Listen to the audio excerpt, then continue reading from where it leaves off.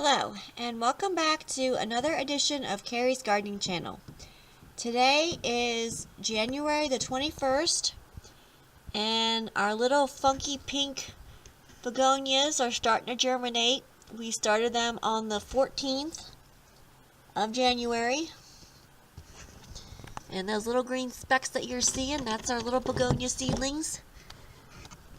So I'm going to close this box back up and let them continue to keep germinating. If you like my video, please like, comment, subscribe. If you have any questions, you can leave them below, and I'll try and answer them for you. And please don't forget to hit that little notification button. That'll tell you when I put a new video on. Thank you for watching my video, and I hope you have a nice day. Bye.